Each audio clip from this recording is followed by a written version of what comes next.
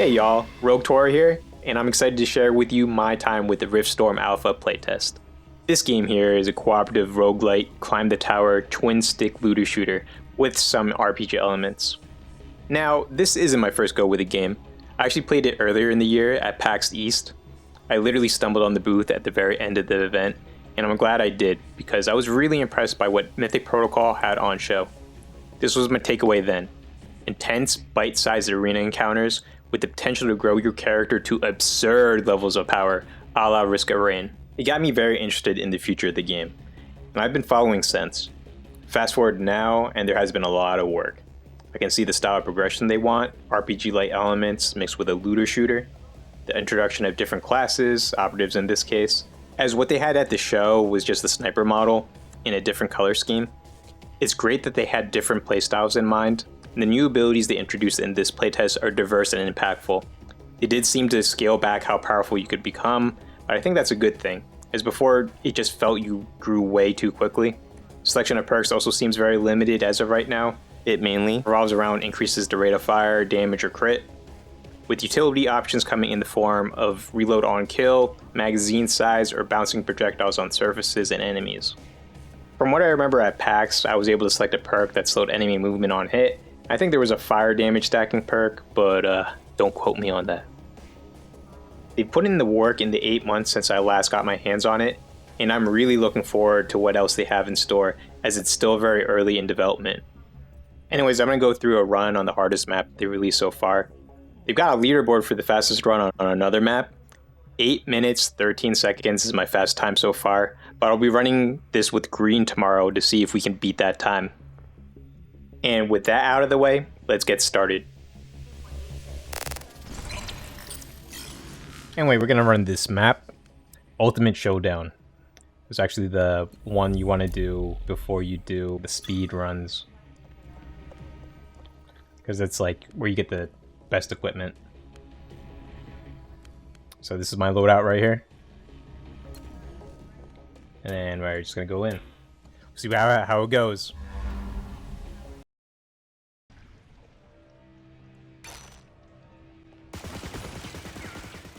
So what I like to do is just immediately kind of shoot all these boxes and just get some momentum stacks so I can get a lot of bullets at one time, because that's her like passive skills. One is to create momentum based off of how many bullets she fires. That increases her damage, but it also pairs with her other passive, Overload, which increases the bullets in her mag depending on the number of momentum stacks she has. We're gonna go with Caliber, Rechambering. Anything that does like flat damage stacks is always good to have.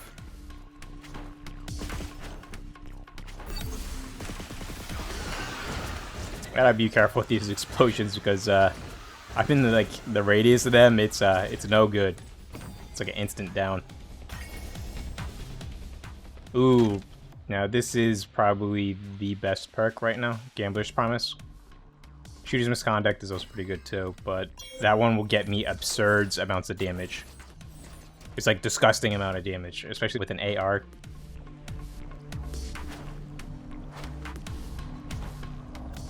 Now the first 2 floors, usually you go through 5 floors. The boss is on the 5th. But the first 2 are always really chill. And then right after that, 3 and 4 can get kind of crazy. For me though, at this point, it's not so difficult. Or I should say it's not difficult at all. And that's mainly because my item level is so high right now. Or my equipment score.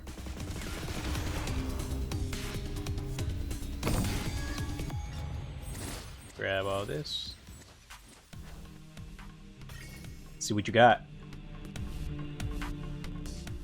Chain lightning rounds is very good if you're like a sniper.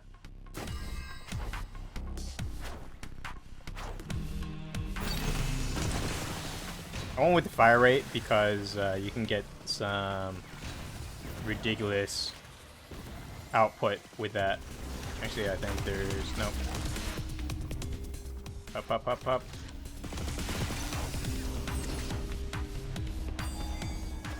That's all she wrote. Now you are invulnerable during that whole entire roll animation. Let me just roll. Ooh, this is a good one. Especially with the promise, Gambler's Promise. But the only problem is that you have to really time your rolls, because you do it wrong or you hit it at wrong timing, you're not going to be able to roll right away. Also, you kind of have like this stutter step, which actually is a good thing because you have to really be aware when and how you roll.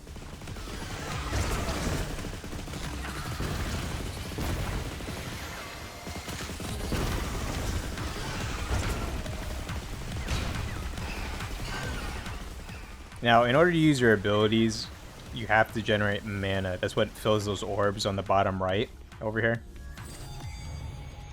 And you do that in a couple of ways. You either do it by shooting somebody or an enemy. You can't get from like boxes or crates or any of that sort of stuff. Crow rounds. You know what? That one is also very good right now. And that's going to pair nicely with her because she has like these homing rounds. That's her second ability. Her first ability is this stun grenade. And her third ability allows her to have infinite ammo for a short period of time. Now, this is supposed to be a more challenging map, but I usually don't have too much of an issue with these. So actually the random boss encounter that you find in the tower, that can sometimes give you a lot of trouble. I'm going to use the homing. If you use homing, it actually will refill all your ammo too. Ow.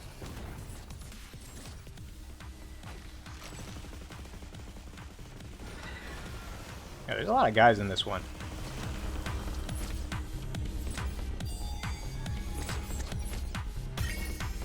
Let's do that. We can do a hollow point. It just makes it so that my damage output is greater the closer I am to a target. Well, the bullet path has to travel shorter distance. There's another one that kind of does the reverse, and what's funny is you can have actually both at the same time.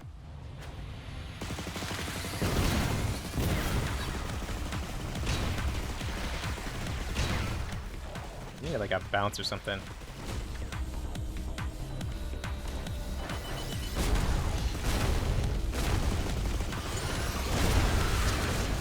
I almost ran to that one. Oh crap. This asshole. Now, there's nothing I can do about this guy. Now, if I had another skill, or one of those perks that you get,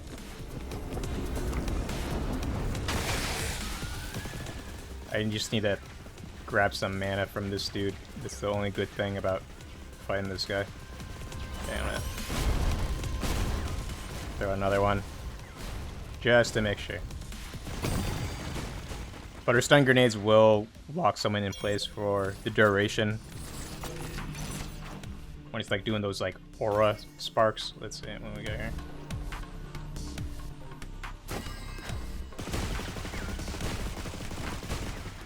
That one is like kind of like the superior version of another skill, because usually the way a lot of this game works is that if you get a boost in one stat, you're gonna lose out on another stat.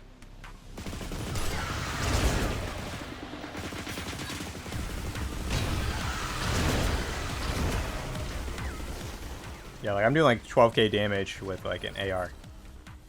That's just mainly because of Gambler's Promise. Bloodlust. Bloodlust is really good too. That one's also pretty good, but probably gonna go with Bloodlust. It's not as helpful for a boss battle, but for like the regular encounters, it'll maul people. I actually have a disgusting amount of damage on my character right now. But yeah, you can chain a lot of skills in this game, and actually they kind of made it that way too. Or they intended to be played that way. Like the sniper, surprisingly enough, he's more like a summoner. This one is what I need. Yep, this is what I need. Corrosive Aura. That's what's gonna prevent those guys that hug you, like a face hugger.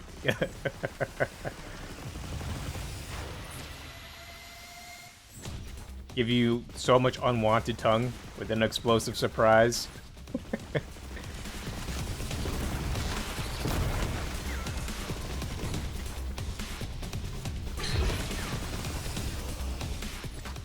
I didn't care so much.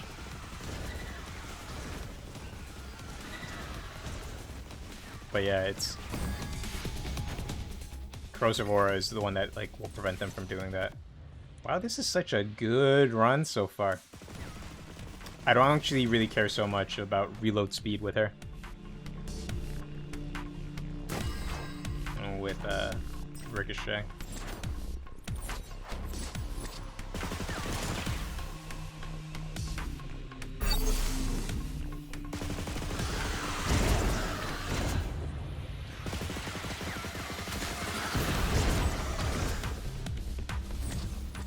This guy is like kind of kill him and he drops a lot of goodies. Ooh, crap. That was kind of close. And I gotta reload. Oh, I think he just killed himself.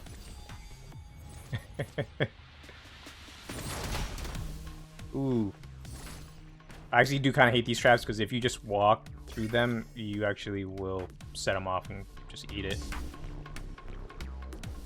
This one, high caliber rounds, is a little bit of a trap because the reduced fire rate, unless you have something to counter that, can cripple your damage output.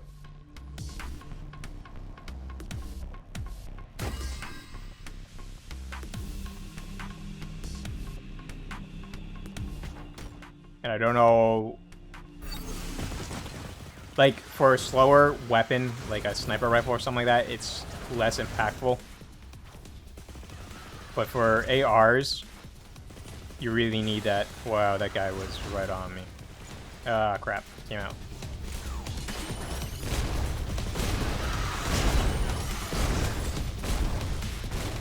I just need to hit you a couple times. Crap.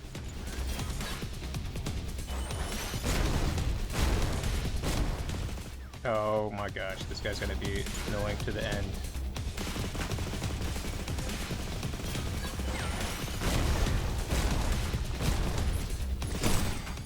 Those guys kind of remind me of Bulwarks. Maybe they still are like that, but I remember Bulwarks in Dark Tide, man. You have like the wrong loadout for one of those dudes, you're just in for... Oh, this is... I'm gonna have so much damage. It's gonna be ridiculous. I think it's gonna be like in the 20k range. This is like the damage run. So I'm gonna just expend my ammo.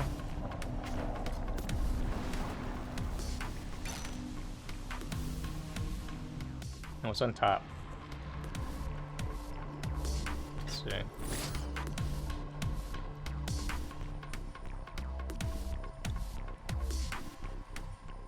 I could do this for like some safety and that sort of stuff like that, but like let's live on the edge a little.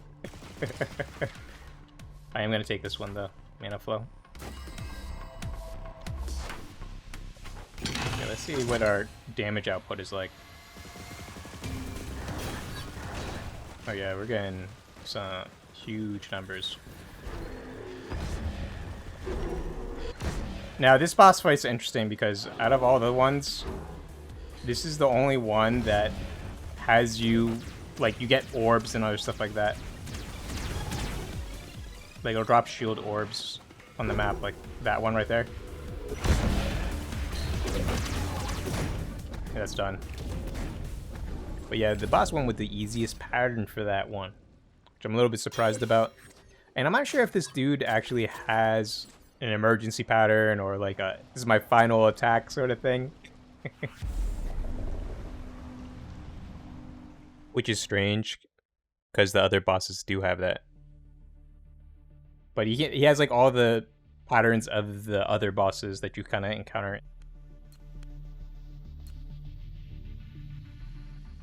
gonna be really. Oh, I'm hoping this is good because I've been looking for. And it's crap. This is the one I'm using right now. So when you're looking at the item score, the higher the number is, the better the damage is. It doesn't affect any other stats as of right now, and I'm not sure if they're gonna change anything with that. That would be pretty cool though if it kind of randomized the stats, but then you have to deal with RNG. But as long as like the base stats in general are really high, I wouldn't complain. I wouldn't think it would be too much of an issue. Actually, let's see what else we got. But even if the weapon is like, this is 316, right, and it's doing 196 damage, this is 439, it's doing 231, and that's a huge difference. And what I've seen so far right now, this alpha build, 500 is the max that I've seen.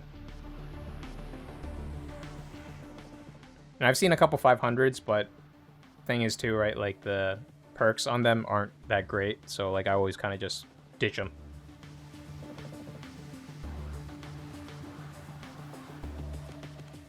You only have a certain amount of slots that you can choose, and I actually do kind of like this a bit, although I'm not sure if they're gonna have like some crafting system or something like that you can dispose of this equipment and get, like, I don't know, something so that you can like either build up a weapon that you already own or do something with. But I do kind of like it, keeping it with just these slots, so I don't have to be doing this thing where I'm always like looking through all my equipment and then trying to figure out which one is the best. It just selling a bunch of crap that I don't need. That's one thing that looters of any type tend to just kind of devolve into, like this kind of inventory management hassle. It's more of a chore than anything else.